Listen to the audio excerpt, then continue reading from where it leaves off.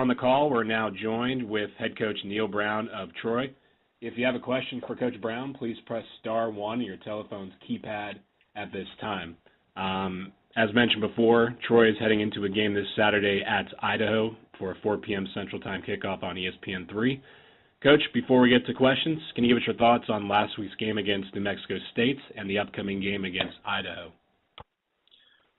Good win on Saturday. Had a good home crowd here. Big student turnout, and probably the best atmosphere for home football games since I've been the head coach over the last 2 years.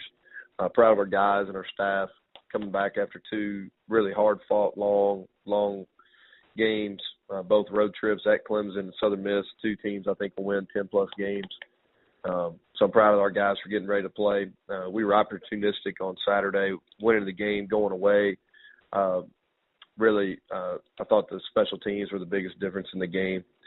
Defensively didn't play very well at all. Only gave up 6 points, but a lot of yards to New Mexico State, who I think is a really good offensive football team. By the way, I heard Coach Hudd talking about them there, and he's correct. They're really good on offense. We were fortunate enough to get five interceptions, which we were able to turn into some points. Got Idaho on the road.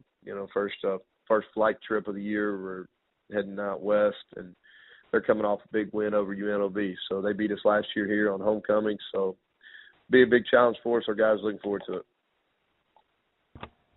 Thank you, Coach. As a reminder to members of the media on the call, please press star one at this time to get in the queue to ask questions for Coach Brown. Coach, Jabir Fry was named the Special Teams Player of the Week. What did you see from him on Saturday? Two huge plays. Blocked a punt that resulted directly in a touchdown. Demetrius Kane was able to pick it up, and then 100-yard kickoff return. And quite honestly, he did it mostly by himself. It was just a great individual play. We didn't necessarily block it that well, but he broke a couple tackles, and he's got the speed to take it the distance, and had some really good returns the week before against Southern Miss. So you got to feel it coming, but proud of him. True freshman to get that award, that's a big deal. Coach, your team now ranks second in the country in turnovers forced. What's been the biggest key for your defense in forcing so many turnovers? We spend a lot of time working on it. I think you're always a product where you spend your time. We invest our time on.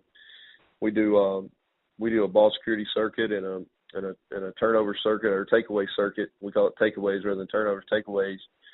We do it every day, regardless of what gear we're in or what type of practice we're going through. We always do that, and our defensive guys are constantly. We reward them.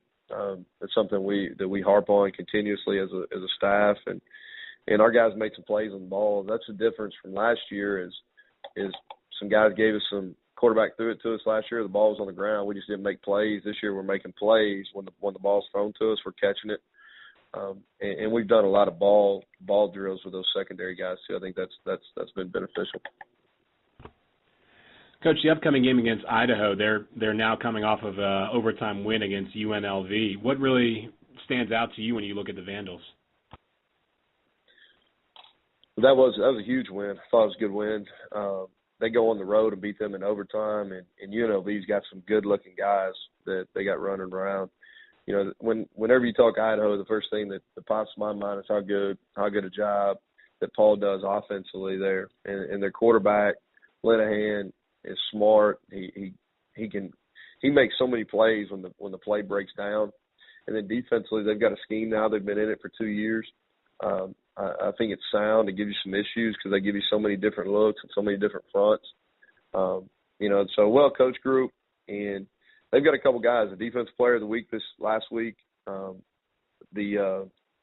Ellis kid made a bunch of plays, huge pick six. That was a momentum swing in that game, and they've got some wideouts that can take it the distance when they get the ball in their hands, and probably two of the best tight ends outside of the guy at South Alabama in our league. All right, Coach, that's all the questions we have for you today. We appreciate your time. All right. Y'all have a great day. Thank you very much. As a reminder to members of the media on the call, we'll be joined here shortly with head coach Paul Petrino of Idaho.